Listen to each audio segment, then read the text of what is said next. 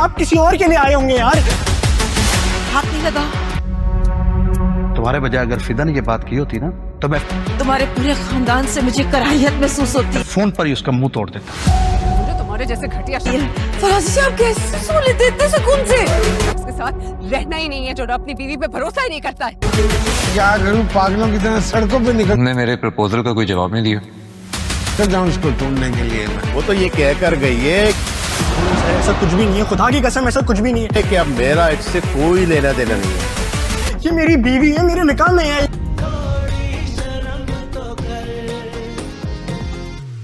मैं कैसी हो सकती हूँ बेटी के जाने के बाद? शाजिया आप माइंड मत कीजिएगा। और बेटे की वीरान जिंदगी देखकर हौल उठते हैं। लेकिन आपको ये शादी होने ही नहीं देनी चाहिए। बदले के लिए की गई हुई शादी का क्या ही अंजाम हो।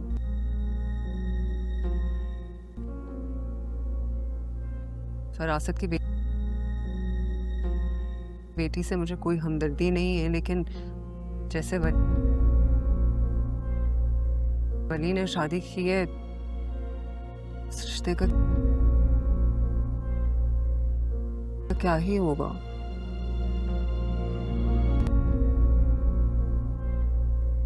मुझे तो कुछ समझ में नहीं आ रहा था। इकलौते बेटे की शादी का अरमान तो जैसे पानी की तरह बह गया।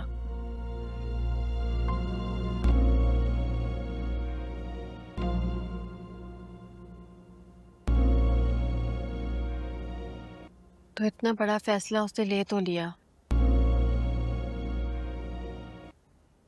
अब क्या प्लान है उसका? कुछ गुमसुम बस चुप रहता है। बताया उसने आपको?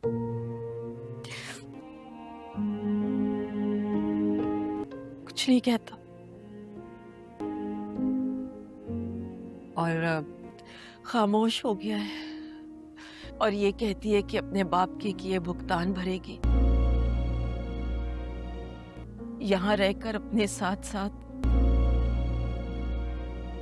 अपने माँ बाप को भी सजा देना चाहती है। वो सजा दे या मार दे,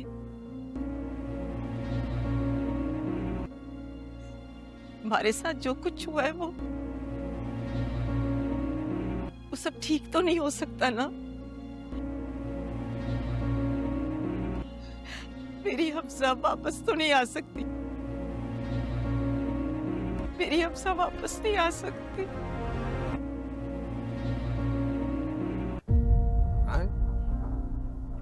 अरे मैंने भिजवा दिए पैसे अपने फरीद के हाथों।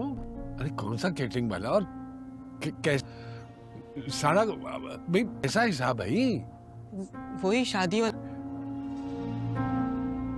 वाला जो था कैटरिंग वाला। तुम खड़ी हुई थी भाई जब मैंने सबके अलग। अरे क्या वो पागल? अरे क्यों झूठ बोलूंगा मैं यार तुम्हारे साथ? क्या बात कर रहे हैं आप? मैं नशा करूंगा? मैं आपसे पैसों की बात कर। मैंने बकायदा फरीद को लिफाफे बना के दिए थे। तो आप नशे की बात कर रहे हैं? बुलाया अपने बेटे को कि हाथ के हाथ फौरन दे कर आओ। 15 लाख रुपए कौन भरेगा? मालिकों को हिसाब दे। नशा तो नहीं करने लग गए तुम? देना है मैंने, बुलाया उसे। अच्छा हाँ।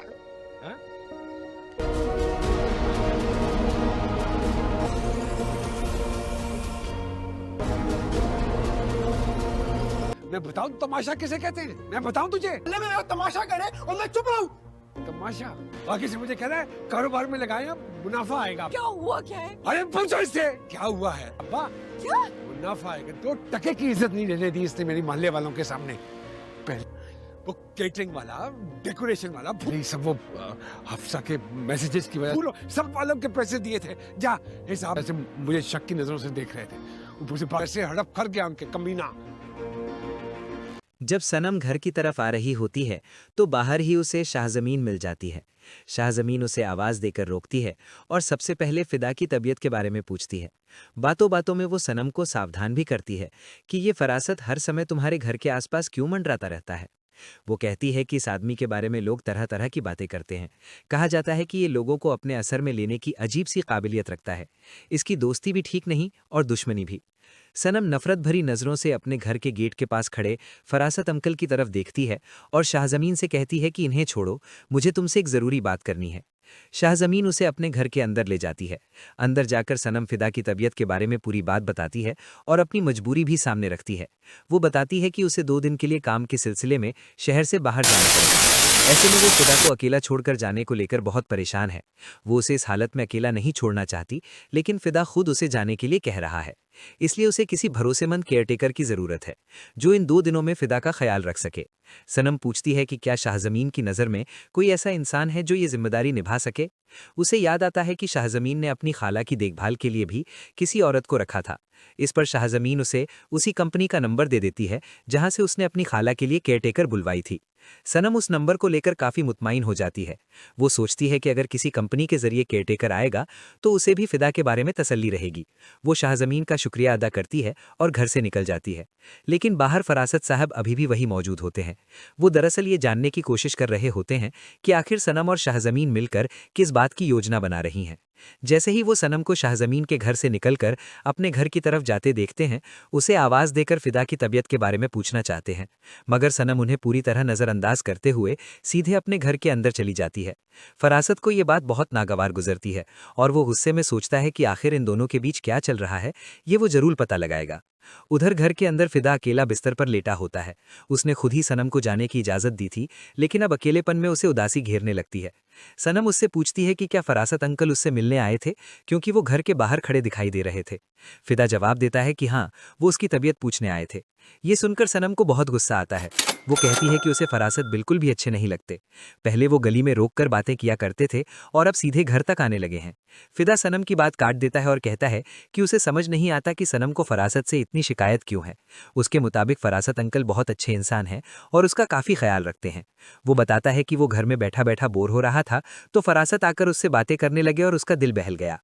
इस पर सनम उसे बताती है कि अब उसकी ज़रूरत नहीं पड़ेगी। शाहजमीन के जरिए उसने कंपनी से बात कर ली है जो घरों में केयरटेकर भेजते हैं। वो बताती है कि सुबह तक कोई केयरटेकर आ जाएगा, शाम को उसकी फ़्लाइट है और जाने से पहले वो उस इंसान को फिदा की देखभाल से जुड़ी सारी बातें समझा कर जाएगी। दूसरी तरफ शाहजमीन शाजिया आंटी से मिलने उनके घर जाती है ताकि उनकी तबीयत के बारे में पूछ सके। खाला की देखभाल में व्यस्त रहने की वजह से वो पिछले कई दिनों से वहां नहीं जा पाई थी। शाहजमीन को देखकर शाजिया आंटी बहुत खुश हो जाती हैं और उसे गले लगा लेती हैं। बातचीत के दौरान वो वली का जिक्र करती हैं और बताती हैं कि वो अब भी मिनाहिल के मामले में अपनी जिद पर अड़ा हुआ है। उनकी नाराजगी के बावजूद भी वो अपने फैसले से पीछे हटने को तैयार नहीं। शाहजमीन उन्हें दिलासा देती है और हिम्मत बंधाती है। फिर वहां से अपने घर की तरफ लौटने लगती है। रास्ते में सामने से फरासत अंकल की छोटी बेटी ईमान अपने घर से तैयार होकर निकल रही होती है। जब वो शाहजमीन को हफ्सा के घर से निकलते देखती है तो उसे ताने सुनाने लगती है। वो गुस्से में कहती है कि शाहजमीन हमेशा किसी न किसी के खिलाफ साजिश करती रहती है और उसने उसके अब्बू को बदनाम करने की भी कोशिश की है। वो ये भी कहती है कि उसके अब्बू ने तो चुप रहना बेहतर समझा, लेकिन वो चुप नहीं बैठेगी। ईमान की बेकार की बातों पर शाहजमीन को गुस्सा तो बहुत आता है, लेकिन वो झगड़े में पड़ना नहीं चाहती, इसलिए बिना जवाब दिए उसे नजरअंदाज करके अपने घर चली जाती है। उधर ईमान एक ट्रे लेकर शमा आंटी के घर की तरफ जा रही होती है। दरअसल वो इस बहाने हमद से मिलना चाहती है, क्योंकि वो उसके संदेशों का जवाब नहीं दे रहा। उसने कई बार मासूम बनकर रोकर और अपनी मजबूरी दिखाकर उसे मनाने की कोशिश की, लेकिन हमद ने उसके किसी मैसेज का जवाब नहीं दिया। दरवाजे पर दस्तक होती है और हमद खुद दरवाजा खोलता है। सामने ईमान को देखकर वो हैरान रह जाता है। ईमान मुस्कुराकर कहती है कि उसने बिरयानी बनाई थी, इसलिए सोचा कि आंटी और उसे भी दे आए। शमा बेगम ईमान को देखकर बहुत खुश हो जाती हैं, लेकिन हमद के चेहरे पर कोई खास भाव नजर नहीं आता। इसके बावजूद ईमान पूरी कोशिश कर रही होती है कि किसी न किसी तरह हमद का ध्यान अपनी तरफ खींच सके और उसे अपने जाल में फंसा सके। जब सनम घर की तरफ आ रही होती है तो बाहर ही उसे शाहजमीन मिल जाती है। शाहजमीन उसे आवाज़ देकर रोकती है और सबसे पहले फिदा की तबीयत के बारे में पूछती है। बातों बातों में वो सनम को सावधान भी करती है कि ये फरासत हर समय तुम्हारे घर के आसपास क्यों मंडराता रहता है। वो कहती है कि इस आदमी के बारे में लोग तरह तरह की बातें करते हैं। कहा जाता है कि ये लोगों को अपने असर में लेने की अजीब सी काबिलियत रखता है। इसकी दोस्ती भी ठीक नहीं और दुश्मनी भी। सनम नफरत भरी नज़रों से अपने घर के गेट के पास खड़े फरासत अंकल की तरफ देखती है और शाहजमीन से कहती है कि इन्हें छोड़ो, मुझे तुमसे एक ज़रूरी बात करनी है। शाहजमीन उसे अपने घर के अंदर ले जाती है। अंदर जाकर सनम फिदा की तबीयत के बारे में पूरी बात बताती है और अपनी मजबूरी भी सामने रखती है। वो बताती है कि उसे 2 दिन के लिए काम के सिलसिले में शहर से बाहर जाना पड़ेगा। ऐसे में वो फिदा को अकेला छोड़कर जाने को लेकर बहुत परेशान है। वो उसे इस हालत में अकेला नहीं छोड़ना चाहती, लेकिन फिदा खुद उसे जाने के लिए कह रहा है। इसलिए उसे किसी भरोसेमंद केयरटेकर की जरूरत है जो इन 2 दिनों में फिदा का ख्याल रख सके। सनम पूछती है कि क्या शाहजमीन की नज़र में कोई ऐसा इंसान है जो ये जिम्मेदारी निभा सके। उसे याद आता है कि शाहजमीन ने अपनी खाला की देखभाल के लिए भी किसी औरत को रखा था। इस पर शाहजमीन उसे उसी कंपनी का नंबर दे देती है जहां से उसने अपनी खाला के लिए केयरटेकर बुलवाई थी। सनम उस नंबर को लेकर काफी मुतमाइन हो जाती है। वो सोचती है कि अगर किसी कंपनी के जरिए केयरटेकर आएगा तो उसे भी फिदा के बारे में तसल्ली रहेगी। वो शाहजमीन का शुक्रिया अदा करती है और घर से निकल जाती है। लेकिन बाहर फरासत साहब अभी भी वही मौजूद होते हैं। वो दरअसल ये जानने की कोशिश कर रहे होते हैं कि आखिर सनम और शाहजमीन मिलकर किस बात की योजना बना रही हैं। जैसे ही वो सनम को शाहजमीन के घर से निकलकर अपने घर की तरफ जाते देखते हैं, उसे आवाज़ देकर फिदा की तबीयत के बारे में पूछना चाहते हैं, मगर सनम उन्हें पूरी तरह नज़रअंदाज करते हुए सीधे अपने घर के अंदर चली जाती है। फरासत को ये बात बहुत नागवार गुजरती है और वो गुस्से में सोचता है कि आखिर इन दोनों के बीच क्या चल रहा है, ये वो जरूर पता लगाएगा। उधर घर के अंदर फिदा अकेला बिस्तर पर लेटा होता है। उसने खुद ही सनम को जाने की इजाज़त दी थी, लेकिन अब अकेलेपन में उसे उदासी घेरने लगती है। सनम उससे पूछती है कि क्या फरासत अंकल उससे मिलने आए थे, क्योंकि वो घर के बाहर खड़े दिखाई दे रहे थे। फिदा जवाब देता है कि हाँ, वो उसकी तबीयत पूछने आए थे। ये सुनकर सनम को बहुत गुस्सा आता है। वो कहती है कि उसे फरासत बिल्कुल भी अच्छे नहीं लगते। पहले वो गली में रोककर बातें किया करते थे और अब सीधे घर तक आने लगे हैं। फिदा सनम की बात काट देता है और कहता है कि उसे समझ नहीं आता कि सनम को फरासत से इतनी शिकायत क्यों है। उसके मुताबिक फरासत अंकल बहुत अच्छे इंसान हैं और उसका काफ़ी ख्याल रखते हैं। वो बताता है कि वो घर में बैठा बैठा बोर हो रहा था तो फरासत आकर उससे बातें करने लगे और उसका दिल बहल गया। इस पर सनम उसे बताती है कि अब उसकी ज़रूरत नहीं पड़ेगी। शाहजमीन के जरिए उसने कंपनी से बात कर ली है जो घरों में केयरटेकर भेजते हैं। वो बताती है कि सुबह तक कोई केयरटेकर आ जाएगा, शाम को उसकी फ़्लाइट है और जाने से पहले वो उस इंसान को फिदा की देखभाल से जुड़ी सारी बातें समझा कर जाएगी। दूसरी तरफ शाहजमीन शाजिया आंटी से मिलने उनके घर जाती है ताकि उनकी तबीयत के बारे में पूछ सके। खाला की देखभाल में व्यस्त रहने की वजह से वो पिछले कई दिनों से वहां नहीं जा पाई थी। शाहजमीन को देखकर शाजिया आंटी बहुत खुश हो जाती हैं और उसे गले लगा लेती हैं। बातचीत के दौरान वो वली का जिक्र करती हैं और बताती हैं कि वो अब भी मिनाहिल के मामले में अपनी जिद पर अड़ा हुआ है। उनकी नाराजगी के बावजूद भी वो अपने फैसले से पीछे हटने को तैयार नहीं। शाहजमीन उन्हें दिलासा देती है और हिम्मत बंधाती है। फिर वहां से अपने घर की तरफ लौटने लगती है। रास्ते में सामने से फरासत अंकल की छोटी बेटी ईमान अपने घर से तैयार होकर निकल रही होती है। जब वो शाहजमीन को हफ्सा के घर से निकलते देखती है तो उसे ताने सुनाने लगती है। वो गुस्से में कहती है कि शाहजमीन हमेशा किसी न किसी के खिलाफ साजिश करती रहती है और उसने उसके अब्बू को बदनाम करने की भी कोशिश की है। वो ये भी कहती है कि उसके अब्बू ने तो चुप रहना बेहतर समझा, लेकिन वो चुप नहीं बैठेगी। ईमान की बेकार की बातों पर शाहजमीन को गुस्सा तो बहुत आता है, लेकिन वो झगड़े में पड़ना नहीं चाहती, इसलिए बिना जवाब दिए उसे नजरअंदाज करके अपने घर चली जाती है। उधर ईमान एक ट्रे लेकर शमा आंटी के घर की तरफ जा रही होती है। दरअसल वो इस बहाने हमद से मिलना चाहती है, क्योंकि वो उसके संदेशों का जवाब नहीं दे रहा। उसने कई बार मासूम बनकर रोकर और अपनी मजबूरी दिखाकर उसे मनाने की कोशिश की, लेकिन हमद ने उसके किसी मैसेज का जवाब नहीं दिया। दरवाजे पर दस्तक होती है और हमद खुद दरवाजा खोलता है। सामने ईमान को देखकर वो हैरान रह जाता है। ईमान मुस्कुराकर कहती है कि उसने बिरयानी बनाई थी, इसलिए सोचा कि आंटी और उसे भी दे आए। शमा बेगम ईमान को देखकर बहुत खुश हो जाती हैं, लेकिन हमद के चेहरे पर कोई खास भाव नजर नहीं आता। इसके बावजूद ईमान पूरी कोशिश कर रही होती है कि किसी न किसी तरह हमद का ध्यान अपनी तरफ खींच सके और उसे अपने जाल में फंसा सके।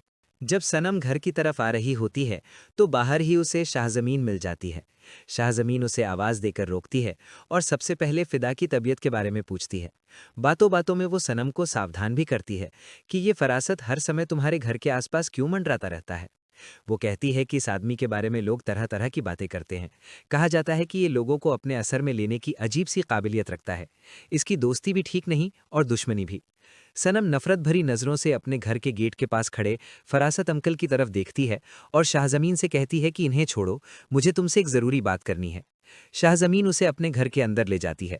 अंदर जाकर सनम फिदा की तबीयत के बारे में पूरी बात बताती है और अपनी मजबूरी भी सामने रखती है। वो बताती है कि उसे 2 दिन के लिए काम के सिलसिले में शहर से बाहर जाना पड़ेगा। ऐसे में वो फिदा को अकेला छोड़कर जाने को लेकर बहुत परेशान है। वो उसे इस हालत में अकेला नहीं छोड़ना चाहती, लेकिन फिदा खुद उसे जाने के लिए कह रहा है। इसलिए उसे किसी भरोसेमंद केयरटेकर की ज़रूरत है जो इन 2 दिनों में फिदा का ख्याल रख सके। सनम पूछती है कि क्या शाहजमीन की नज़र में कोई ऐसा इंसान है जो ये जिम्मेदारी निभा सके। उसे याद आता है कि शाहजमीन ने अपनी खाला की देखभाल के लिए भी किसी औरत को रखा था।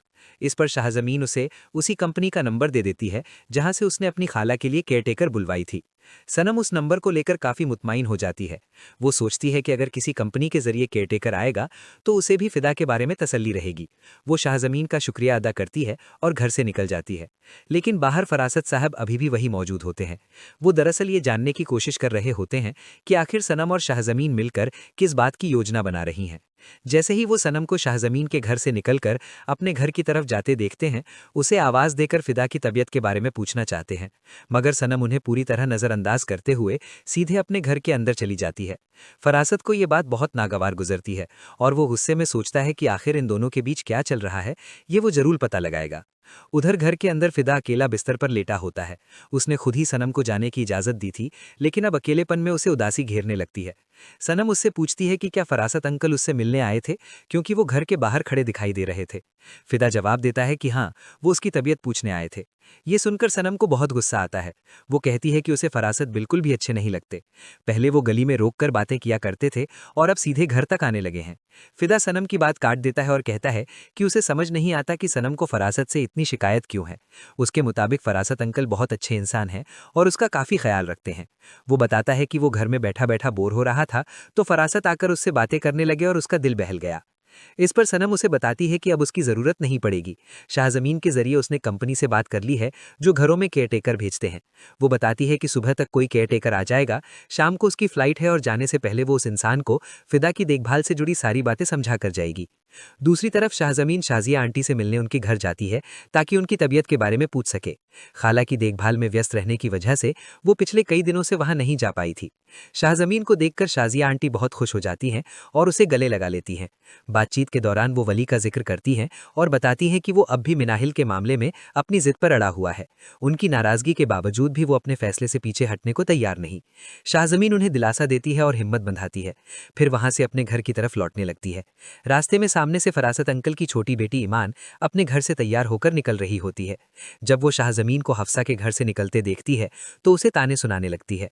वो गुस्से में कहती है कि शाहजमीन हमेशा किसी न किसी के खिलाफ साजिश करती रहती है और उसने उसके अब्बू को बदनाम करने की भी कोशिश की है। वो ये भी कहती है कि उसके अब्बू ने तो चुप रहना बेहतर समझा, लेकिन वो चुप नहीं बैठेगी। ईमान की बेकार की बातों पर शाहजमीन को गुस्सा तो बहुत आता है, लेकिन वो झगड़े में पड़ना नहीं चाहती, इसलिए बिना जवाब दिए उसे नजरअंदाज करके अपने घर चली जाती है।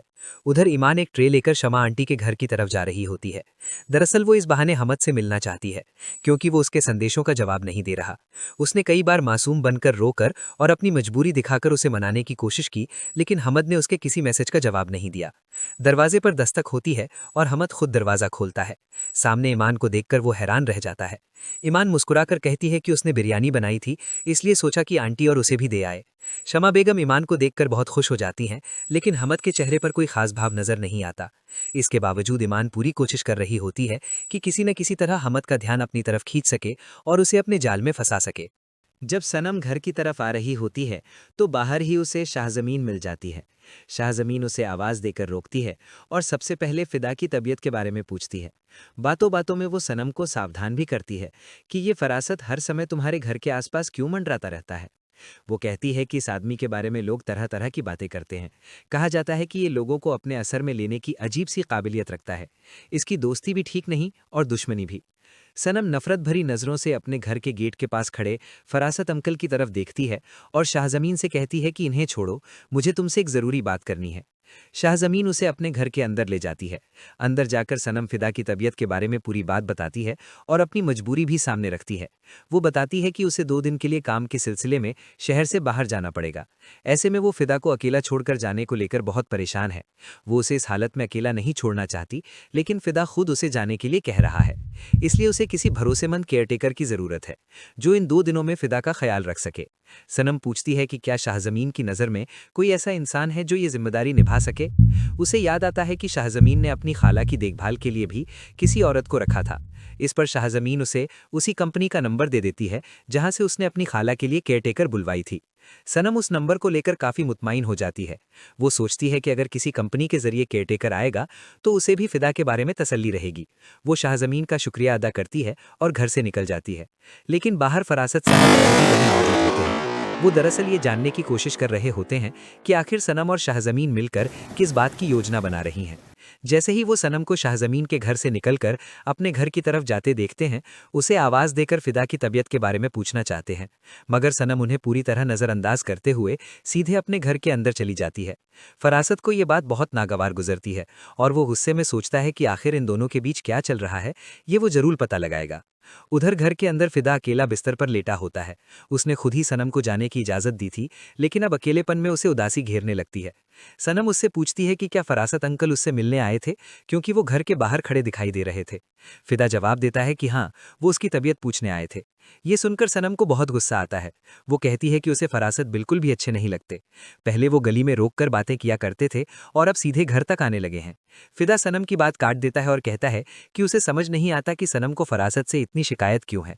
उसके मुताबिक फरासत अंकल बहुत अच्छे इंसान हैं और उसका काफ़ी ख्याल रखते हैं। वो बताता है कि वो घर में बैठा बैठा बोर हो रहा था तो फरासत आकर उससे बातें करने लगे और उसका दिल बहल गया। इस पर सनम उसे बताती है कि अब उसकी ज़रूरत नहीं पड़ेगी। शाहजमीन के जरिए उसने कंपनी से बात कर ली है जो घरों में केयरटेकर भेजते हैं। वो बताती है कि सुबह तक कोई केयरटेकर आ जाएगा, शाम को उसकी फ़्लाइट है और जाने से पहले वो उस इंसान को फिदा की देखभाल से जुड़ी सारी बातें समझा कर जाएगी। दूसरी तरफ शाहजमीन शाजिया आंटी से मिलने उसके घर जाती है ताकि उनकी तबीयत के बारे में पूछ सके। खाला की देखभाल में व्यस्त रहने की वजह से वो पिछले कई दिनों से वहां नहीं जा पाई थी। शाहजमीन को देखकर शाजिया आंटी बहुत खुश हो जाती हैं और उसे गले लगा लेती हैं। बातचीत के दौरान वो वली का जिक्र करती हैं और बताती हैं कि वो अब भी मिनाहिल के मामले में अपनी जिद पर अड़ा हुआ है। उनकी नाराजगी के बावजूद भी वो अपने फैसले से पीछे हटने को तैयार नहीं। शाहजमीन उन्हें दिलासा देती है और हिम्मत बंधाती है। फिर वहां से अपने घर की तरफ लौटने लगती है। रास्ते में सामने से फरासत अंकल की छोटी बेटी ईमान अपने घर से तैयार होकर निकल रही होती है। जब वो शाहजमीन को हफ्सा के घर से निकलते देखती है तो उसे ताने सुनाने लगती है। वो गुस्से में कहती है कि शाहजमीन हमेशा किसी न किसी के खिलाफ साजिश करती रहती है और उसने उसके अब्बू को बदनाम करने की भी कोशिश की है। वो ये भी कहती है कि उसके अब्बू ने तो चुप रहना बेहतर समझा, लेकिन वो चुप नहीं बैठेगी। ईमान की बेकार की बातों पर शाहजमीन को गुस्सा तो बहुत आता है, लेकिन वो झगड़े में पड़ना नहीं चाहती, इसलिए बिना जवाब दिए उसे नजरअंदाज करके अपने घर चली जाती है। उधर ईमान एक ट्रे लेकर शमा आंटी के घर की तरफ जा रही होती है। दरअसल वो इस बहाने हमद से मिलना चाहती है, क्योंकि वो उसके संदेशों का जवाब नहीं दे रहा।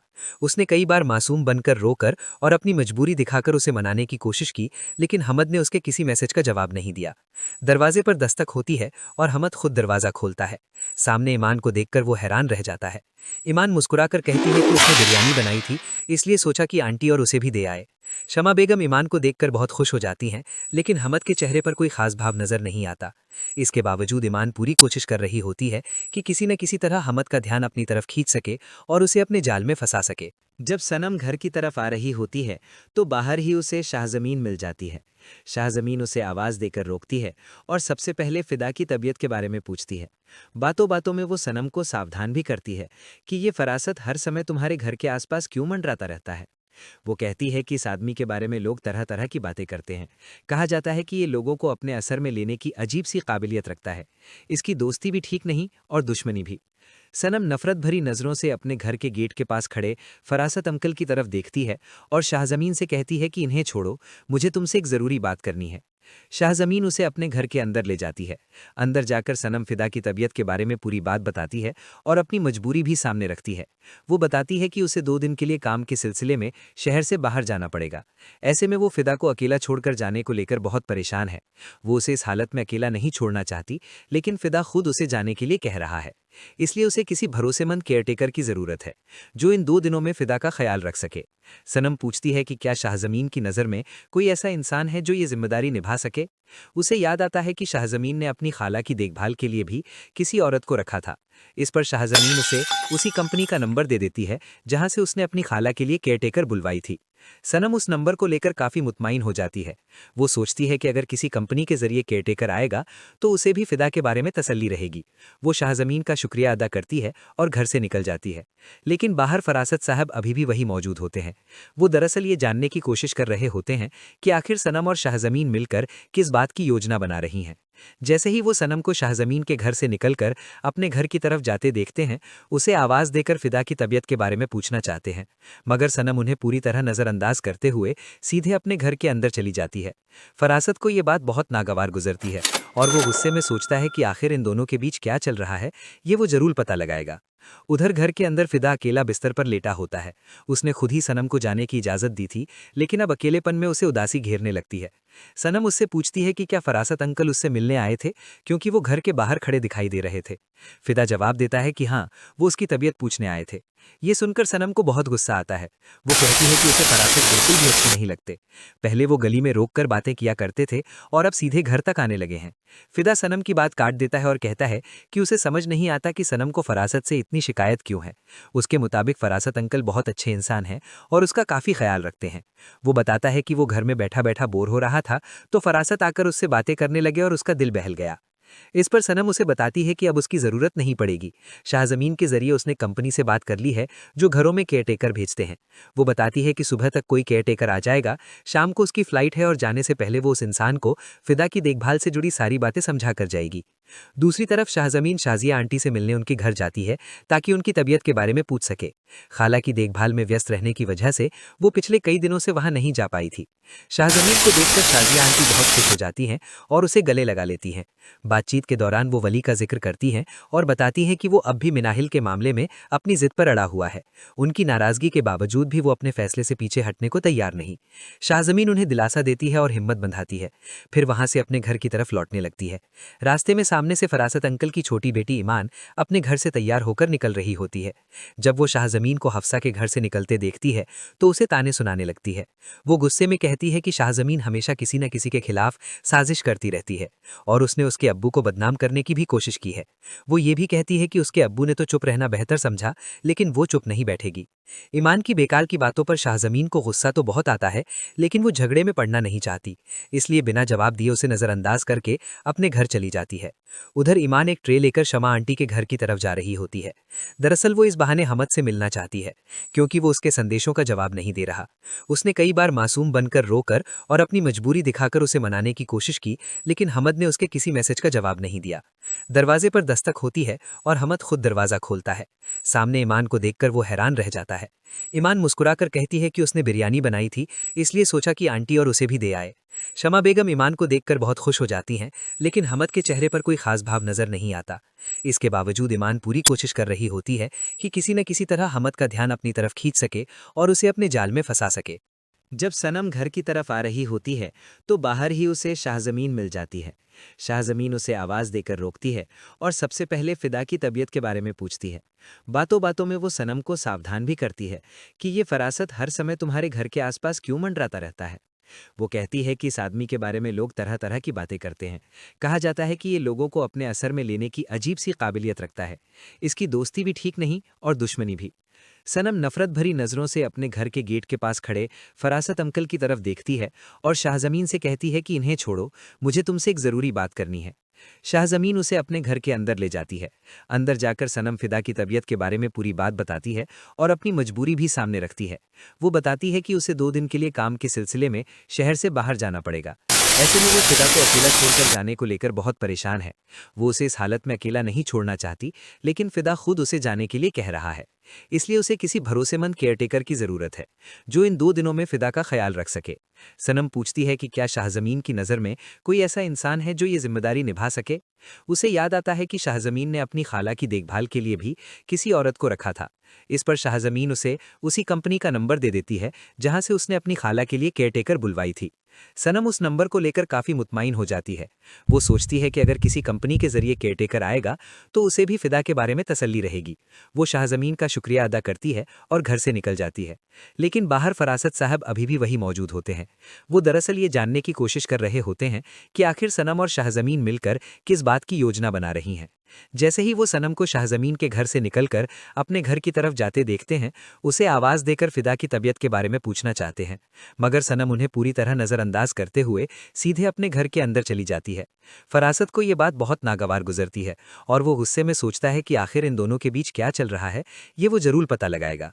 उधर घर के अंदर फिदा अकेला बिस्तर पर लेटा होता है। उसने खुद ही सनम को जाने की इजाज़त दी थी, लेकिन अब अकेलेपन में उसे उदासी घेरने लगती है। सनम उससे पूछती है कि क्या फरासत अंकल उससे मिलने आए थे, क्योंकि वो घर के बाहर खड़े दिखाई दे रहे थे। फिदा जवाब देता है कि हाँ, वो उसकी तबीयत पूछने आए थे। ये सुनकर सनम को बहुत गुस्सा आता है। वो कहती है कि उसे फरासत बिल्कुल भी अच्छे नहीं लगते। पहले वो गली में रोककर बातें किया करते थे और अब सीधे घर तक आने लगे हैं। फिदा सनम की बात काट देता है और कहता है कि उसे समझ नहीं आता कि सनम को फरासत से इतनी शिकायत क्यों है। उसके मुताबिक फरासत अंकल बहुत अच्छे इंसान हैं और उसका काफ़ी ख्याल रखते हैं। वो बताता है कि वो घर में बैठा बैठा बोर हो रहा था तो फरासत आकर उससे बातें करने लगे और उसका दिल बहल गया। इस पर सनम उसे बताती है कि अब उसकी ज़रूरत नहीं पड़ेगी। शाहजमीन के जरिए उसने कंपनी से बात कर ली है जो घरों में केयरटेकर भेजते हैं। वो बताती है कि सुबह तक कोई केयरटेकर आ जाएगा, शाम को उसकी फ़्लाइट है और जाने से पहले वो उस इंसान को फिदा की देखभाल से जुड़ी सारी बातें समझा कर जाएगी। दूसरी तरफ शाहजमीन शाजिया आंटी से मिलने उनके घर जाती है ताकि उनकी तबीयत के बारे में पूछ सके। खाला की देखभाल में व्यस्त रहने की वजह से वो पिछले कई दिनों से वहां नहीं जा पाई थी। शाहजमीन को देखकर शाजिया आंटी बहुत खुश हो जाती हैं और उसे गले लगा लेती हैं। बातचीत के दौरान वो वली का जिक्र करती हैं और बताती हैं कि वो अब भी मिनाहिल के मामले में अपनी जिद पर अड़ा हुआ है। उनकी नाराजगी के बावजूद भी वो अपने फैसले से पीछे हटने को तैयार नहीं। शाहजमीन उन्हें दिलासा देती है और हिम्मत बंधाती है। फिर वहां से अपने घर की तरफ लौटने लगती है। रास्ते में सामने से फरासत अंकल की छोटी बेटी ईमान अपने घर से तैयार होकर निकल रही होती है। जब वो शाहजमीन को हफ्सा के घर से निकलते देखती है तो उसे ताने सुनाने लगती है। वो गुस्से में कहती है कि शाहजमीन हमेशा किसी न किसी के खिलाफ साजिश करती रहती है और उसने उसके अब्बू को बदनाम करने की भी कोशिश की है। वो ये भी कहती है कि उसके अब्बू ने तो चुप रहना बेहतर समझा, लेकिन वो चुप नहीं बैठेगी। ईमान की बेकार की बातों पर शाहजमीन को गुस्सा तो बहुत आता है, लेकिन वो झगड़े में पड़ना नहीं चाहती, इसलिए बिना जवाब दिए उसे नजरअंदाज करके अपने घर चली जाती है। उधर ईमान एक ट्रे लेकर शमा आंटी के घर की तरफ जा रही होती है। दरअसल वो इस बहाने हमद से मिलना चाहती है, क्योंकि वो उसके संदेशों का जवाब नहीं दे रहा। उसने कई बार मासूम बनकर रोकर और अपनी मजबूरी दिखाकर उसे मनाने की कोशिश की, लेकिन हमद ने उसके किसी मैसेज का जवाब नहीं दिया। दरवाजे पर दस्तक होती है और हमद खुद दरवाजा खोलता है।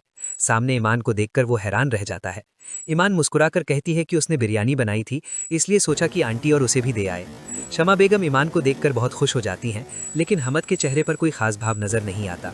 इसके बावजूद ईमान पूरी कोशिश कर रही होती है कि किसी न किसी तरह हमद का ध्यान अपनी तरफ खींच सके और उसे अपने जाल में फंसा सके। जब सनम घर की तरफ आ रही होती है तो बाहर ही उसे शाहजमीन मिल जाती है। शाहजमीन उसे आवाज़ देकर रोकती है और सबसे पहले फिदा की तबीयत के बारे में पूछती है। बातों बातों में वो सनम को सावधान भी करती है कि ये फरासत हर समय तुम्हारे घर के आसपास क्यों मंडराता रहता है। वो कहती है कि इस आदमी के बारे में लोग तरह तरह की बातें करते हैं। कहा जाता है कि ये लोगों को अपने असर में लेने की अजीब सी काबिलियत रखता है। इसकी दोस्ती भी ठीक नहीं और दुश्मनी भी। सनम नफरत भरी नज़रों से अपने घर के गेट के पास खड़े फरासत अंकल की तरफ देखती है और शाहजमीन से कहती है कि इन्हें छोड़ो, मुझे तुमसे एक ज़रूरी बात करनी है। शाहजमीन उसे अपने घर के अंदर ले जाती है। अंदर जाकर सनम फिदा की तबीयत के बारे में पूरी बात बताती है और अपनी मजबूरी भी सामने रखती है। वो बताती है कि उसे 2 दिन के लिए काम के सिलसिले में शहर से बाहर जाना पड़ेगा। ऐसे में वो फिदा को अकेला छोड़कर जाने को लेकर बहुत परेशान है। वो उसे इस हालत में अकेला नहीं छोड़ना चाहती, लेकिन फिदा खुद उसे जाने के लिए कह रहा है। इसलिए उसे किसी भरोसेमंद केयरटेकर की ज़रूरत है जो इन 2 दिनों में फिदा का ख्याल रख सके। सनम पूछती है कि क्या शाहजमीन की नज़र में कोई ऐसा इंसान है जो ये जिम्मेदारी निभा सके। उसे याद आता है कि शाहजमीन ने अपनी खाला की देखभाल के लिए भी किसी औरत को रखा था। इस पर शाहजमीन उसे उसी कंपनी का नंबर दे देती है जहां से उसने अपनी खाला के लिए केयरटेकर बुलवाई थी। सनम उस नंबर को लेकर काफ़ी मुतमाइन हो जाती है। वो सोचती है कि अगर किसी कंपनी के जरिए केयरटेकर आएगा तो उसे भी फिदा के बारे में तसल्ली रहेगी। वो शाहजमीन का शुक्रिया अदा करती है और घर से निकल जाती है। लेकिन बाहर फरासत साहब अभी भी वही मौजूद होते हैं। वो दरअसल ये जानने की कोशिश कर रहे होते हैं कि आखिर सनम और शाहजमीन मिलकर किस बात की योजना बना रही हैं। जैसे ही वो सनम को शाहजमीन के घर से निकलकर अपने घर की तरफ जाते देखते हैं, उसे आवाज़ देकर फिदा की तबीयत के बारे में पूछना चाहते हैं, मगर सनम उन्हें पूरी तरह नज़रअंदाज करते हुए सीधे अपने घर के अंदर चली जाती है। फरासत को ये बात बहुत नागवार गुजरती है और वो गुस्से में सोचता है कि आखिर इन दोनों के बीच क्या चल रहा है, ये वो जरूर पता लगाएगा। उधर घर के अंदर फिदा अकेला बिस्तर पर लेटा होता है। उसने खुद ही सनम को जाने की इजाज़त दी थी, लेकिन अब अकेलेपन में उसे उदासी घेरने लगती है। सनम उससे पूछती है कि क्या फरासत अंकल उससे मिलने आए थे, क्योंकि वो घर के बाहर खड़े दिखाई दे रहे थे। फिदा जवाब देता है कि हाँ, वो उसकी तबीयत पूछने आए थे। ये सुनकर सनम को बहुत गुस्सा आता है। वो कहती है कि उसे फरासत बिल्कुल भी अच्छे नहीं लगते। पहले वो गली में रोककर बातें किया करते थे और अब सीधे घर तक आने लगे हैं। फिदा सनम की बात काट देता है और कहता है कि उसे समझ नहीं आता कि सनम को फरासत से इतनी शिकायत क्यों है। उसके मुताबिक फरासत अंकल बहुत अच्छे इंसान हैं और उसका काफ़ी ख्याल रखते हैं। वो बताता है कि वो घर में बैठा बैठा बोर हो रहा था तो फरासत आकर उससे बातें करने लगे और उसका दिल बहल गया। इस पर सनम उसे बताती है कि अब उसकी ज़रूरत नहीं पड़ेगी। शाहज़मीन के ज़रिए उसने कंपनी से बात कर ली है जो घरों में केयरटेकर भेजते हैं। वो बताती है कि सुबह तक कोई केयरटेकर आ जाएगा, शाम को उसकी फ़्लाइट है और जाने से पहले वो उस इंसान को फिदा की देखभाल से जुड़ी सारी बातें समझा कर जाएगी। दूसरी तरफ शाहज़मीन शाजिया आंटी से मिलने उनके घर जाती है ताकि उनकी तबीयत के बारे में पूछ सके। खाला की देखभाल में व्यस्त रहने की वजह से वो पिछले कई दिनों से वहां नहीं जा पाई थी। शाहज़मीन को देखकर शाजिया आंटी बहुत खुश हो जाती हैं और उसे गले लगा लेती हैं। बातचीत के दौरान वो वली का जिक्र करती हैं और बताती हैं कि वो अब भी मिनाहिल के मामले में अपनी जिद पर अड़ा हुआ है। उनकी नाराज़गी के बावजूद भी वो अपने फैसले से पीछे हटने को तैयार नहीं। शाहज़मीन उन्हें दिलासा देती है और हिम्मत बंधाती है। फिर वहां से अपने घर की तरफ लौटने लगती है। रास्ते में सामने से फरासत अंकल की छोटी बेटी ईमान अपने घर से तैयार होकर निकल रही होती है। जब वो शाहज़मीन को हफ्सा के घर से निकलते देखती है तो उसे ताने सुनाने लगती है। वो गुस्से में कहती है कि शाहज़मीन हमेशा किसी न किसी के खिलाफ साजिश करती रहती है और उसने उसके अब्बू को बदनाम करने की भी कोशिश की है। वो ये भी कहती है कि उसके अब्बू ने तो खुद रहना बेहतर समझा, लेकिन वो चुप नहीं बैठेगी। ईमान की बेकार की बातों पर शाहज़मीन को गुस्सा तो बहुत आता है, लेकिन वो झगड़े में पड़ना नहीं चाहती, इसलिए बिना जवाब दिए उसे नज़रअंदाज करके अपने घर चली जाती है। उधर ईमान एक ट्रे लेकर शमा आंटी के घर की तरफ जा रही होती है। दरअसल वो इस बहाने हमद से मिलना चाहती है, क्योंकि वो उसके संदेशों का जवाब नहीं दे रहा। उसने कई बार मासूम बनकर रोकर और अपनी मजबूरी दिखाकर उसे मनाने की कोशिश की, लेकिन हमद ने उसके किसी मैसेज का जवाब नहीं दिया। दरवाजे पर दस्तक होती है और हमद खुद दरवाज़ा खोलता है। सामने ईमान को देखकर वो हैरान रह जाता है। ईमान मुस्कुराकर कहती है कि उसने बिरयानी बनाई थी, इसलिए सोचा कि आंटी और उसे भी दे आए। शमा बेगम ईमान को देखकर बहुत खुश हो जाती हैं, लेकिन हमद के चेहरे पर कोई खास भाव नजर नहीं आता। इसके बावजूद ईमान पूरी कोशिश कर रही होती है कि किसी न किसी तरह हमद का ध्यान अपनी तरफ खींच सके और उसे अपने जाल में फंसा सके। जब सनम घर की तरफ आ रही होती है तो बाहर ही उसे शाहज़मीन मिल जाती है। शाहज़मीन उसे आवाज़ देकर रोकती है और सबसे पहले फिदा की तबीयत के बारे में पूछती है।